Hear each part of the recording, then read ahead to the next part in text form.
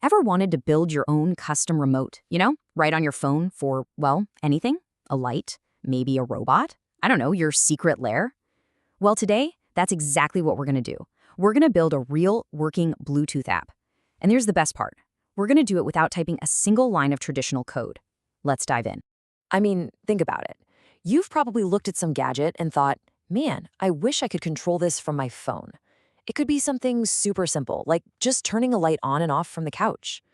It feels like that should be crazy complicated, right? Like you'd need to be a programming genius. But what if I told you it doesn't have to be?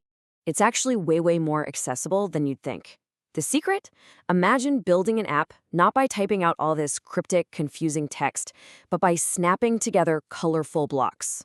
Yeah, literally, like digital Legos. And that's exactly the approach we're going to take. Okay, so how do we actually do this? Well, you need the right tool for the job. So let's meet the amazing and totally free web-based platform that makes this whole thing possible. And here it is, MIT App Inventor. This thing is seriously powerful. It's a completely free platform that lets you build fully functional Android apps, and you do it all right from your web browser. The whole idea behind it is visual. You just drag components, drop them where you want them, and connect them to build your app. That's it. No crazy installations, no paying for expensive software. And this really shows you the difference, right? Over on the left, you've got your traditional text-based coding. Super powerful, for sure, but man, that learning curve is steep. One wrong semicolon and your whole day is ruined. But then, on the right, you've got the App Inventor way. The logic underneath is actually the same, but the method, it's completely intuitive. It lets you focus on what you want your app to do, not on memorizing the perfect, picky syntax. All right, so every great app starts with a blueprint. Before we get into the brains of the operation, we need to build its face, the part you'll actually see and touch on your phone. We're talking about the user interface.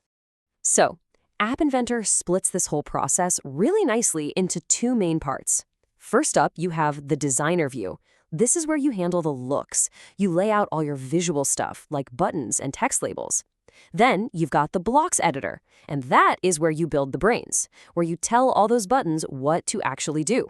It's a super simple workflow. Looks first, then logic.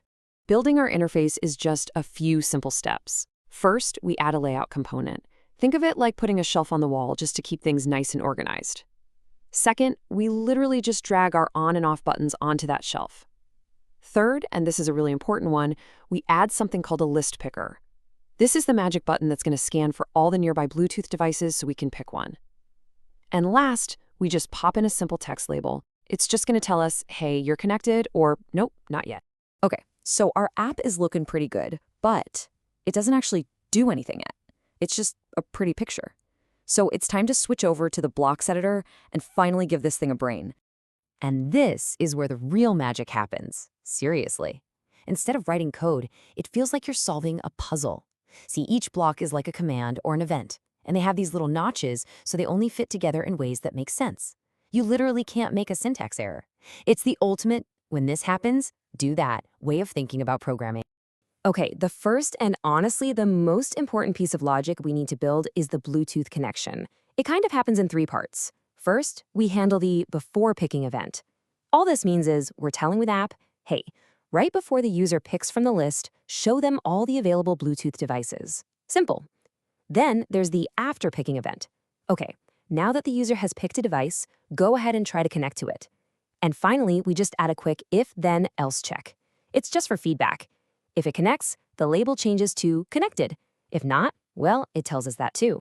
All right, with our connection logic all set up, we can finally program our on and off buttons.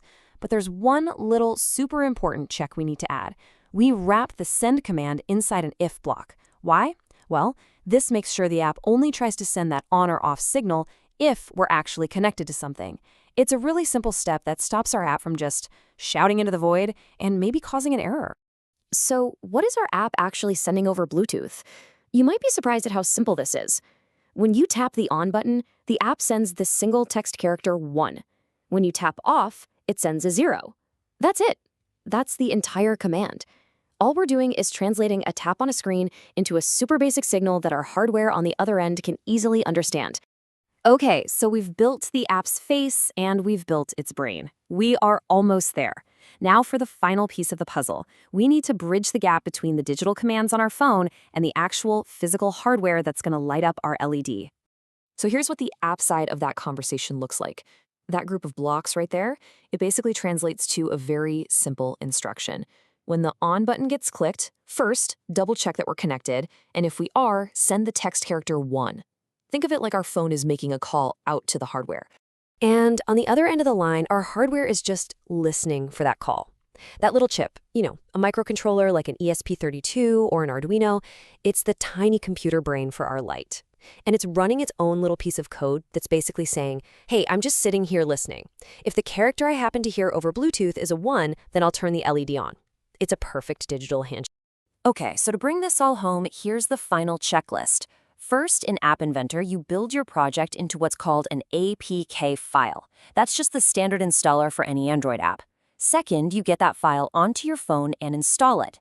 Third, you upload that listening code to your microcontroller. Then, after a quick one-time pairing in your phone's Bluetooth settings, you're ready to go. You just launch your brand new app, hit connect, and you are in control. And there it is. That's the end result. After all that snapping blocks together, what you have is a real, custom app on your phone that has a direct physical effect on something in the real world. I mean, you press a button on a glass screen and a light across the room turns on. That's pretty cool. So this brings us to the most exciting question of all, right? We controlled a simple little light, but the principle behind it, it's exactly the same for almost anything else.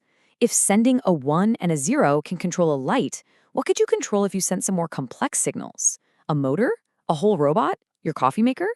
The real question isn't what can you build, it's what will you build next?